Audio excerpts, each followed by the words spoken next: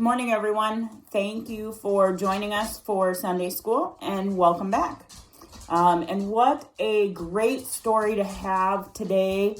Solomon builds the temple to talk about as we're coming back to Sunday School. It's wonderful. Hopefully you guys all had a good Christmas break. I know things are a little bit different, but hopefully it still was good for you. So let's talk about a couple of the things that we need. We need our Spark House Bible. We need our what does Solomon do? We need our coloring page, Solomon Builds a Temple. We need our family page. And we also have our big, see if I can come back far enough, poster about the Lord's Prayer. So we will work on some of that today, but let's talk a little bit about our story today. So at the time of this story, Solomon, who is David's son, now remember, God said that David was going to be king of the Israelites, and so now David is king. When David ruled over Israel, God told him that his descendants would build the house of God, or a temple. Now, a temple in those days basically just means a church. It's a building that people go and worship in. So the temple would be a symbol of the relationship between the Lord and Israel. The high level of detail, meaning as much design as they put into it, would be a symbol of their relationship with the Lord.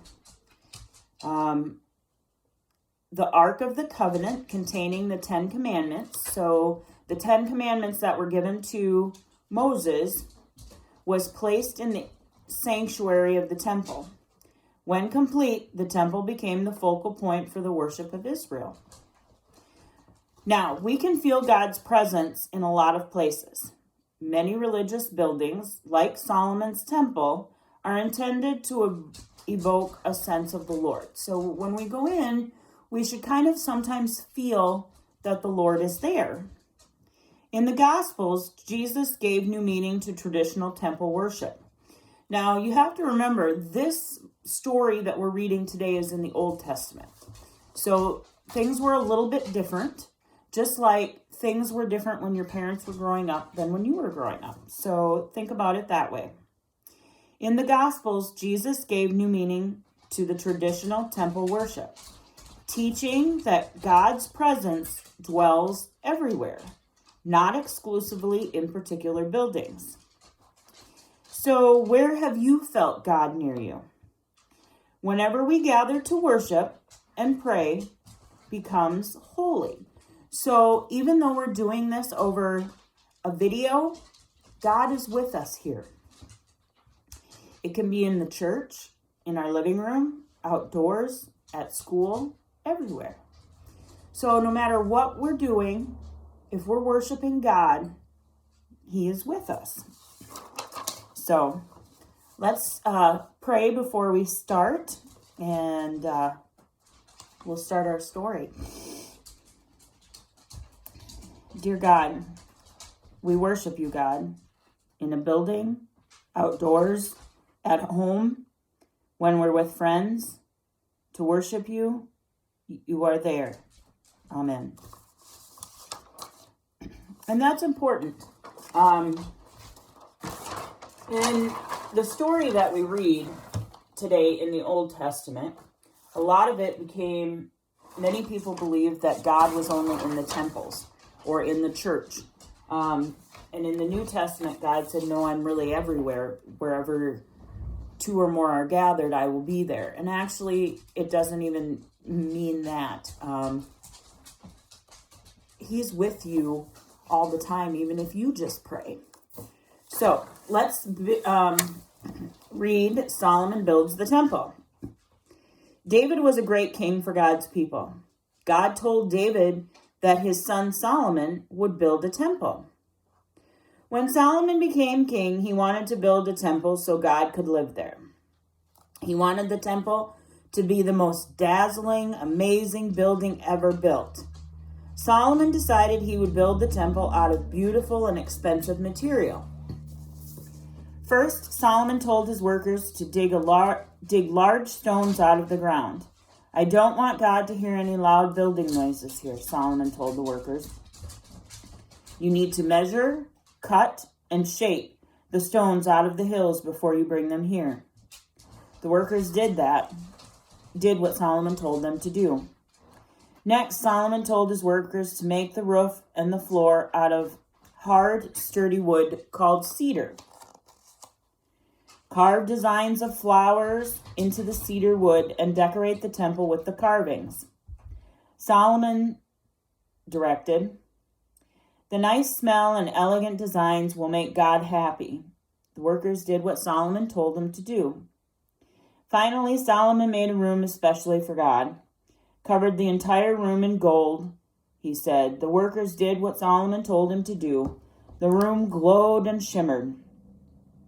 When the temple was finished, Solomon put a special box called the Ark of the Covenant into the gold room. The people had put God's 10 Commandments in the box. Whenever the Ark of the Covenant was, God was there too. The people went to the temple every day to worship.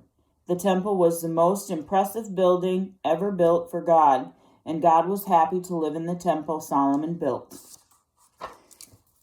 So part of that, remember, is that in the Old Testament days, they built temples for God to have a presence in, and they went to that presence to be close to God. Nowadays, in the New Testament, in the Gospels, God changed his mind during that and said, I am with you everywhere that you are, and I will be with you to worship wherever you are.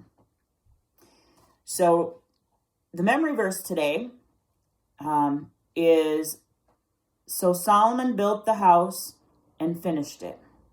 1 Kings 6:14. So let's read that again.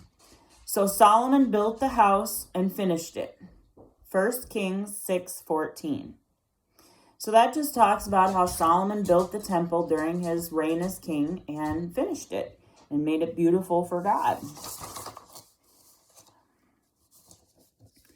So after the temple was finished, God's presence lived there. The Israelites went to the temple to worship and pray and to be with God's presence. It was the most special and important place to them because it reminded them of how much God loved them and how much they loved God. Today, God's presence is with us in this room. It's in the other parts of the church too. We can worship God in places besides our church, at home, in the park, or at a friend's house. Anywhere we gather to worship God, God is with us, and that place becomes holy and special. So that's important to remember. They made special places for God to be, for God to be and his presence be felt in the Old Testament. Now, God just is with us everywhere. So even if we're in the bathroom and we say a prayer to God, he's with us in there. He's always with us. So remember that. So let's talk about what we've got going on today. So first, here is a family sheet. Now remember, the family sheet is for you guys to go through with your mom and dad and the rest of your family. It gives you some ideas to read, some prayers, some questions to talk about with your family to make sure you're understanding everything, and then different ways that you can live it this week. Things that you can do to make this story come to life for you. So we want to make sure that we have that. Then it said, here is our color sheet. So everybody can color Solomon builds a temple. And on the bottom it says, Solomon told his workers to dig large stones out of the ground. So this is King Solomon telling his workers what to do. So you can color this and make sure that you remember that this is what Solomon did for God, to build a place for him to live. So for the older kids or anybody else who wants to try this, what does Solomon do? Solomon wanted to make a special place for God. A letter of the alphabet is missing from each of the blocks below. Write each of the missing letters in the blank next to the block. When you unscramble the letters to answer the question, what does Solomon do? So, this is A. So what you do is you go through the alphabet in each square and find the letter that is missing. So you just cross it off. So we start with A. A is right there. A is right in there. A is right there. A is down here. So they're scrambled up. So you just find the letters that's missing and you put it next to the, next on top of the line. And then when you go to the bottom, like this line is going to be the first letter. But this line here is going to be the second letter. So your parents can help you. And I think it's a good exercise with help of your parents for some of the younger kids. As long as you know the alphabet, this should be, this is something that you guys can do together. So it's a good exercise. It's a good learning tool. I know. We got to learn again. Okay, finally. This poster talks about the Lord's Prayer. So it starts out over here, Our Father who art in, and then have your parents help you if you need some help writing. Heaven. And then back over here, we go, hallowed be thy name, thy kingdom come, thy will be done on earth as it is in heaven. And we got to go way over here. Give us this day our daily bread, and forgive us our trespasses as we forgive those who trespass against us. And lead us not into temptation, but deliver us from evil.